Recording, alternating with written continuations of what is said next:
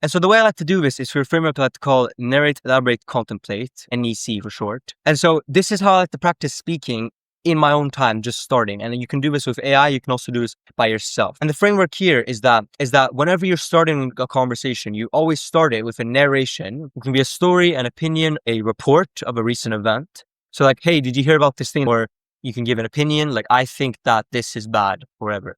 Or you can tell a story. Usually that's how most conversations will start. And then it usually moves on to elaboration, which is basically giving details, right?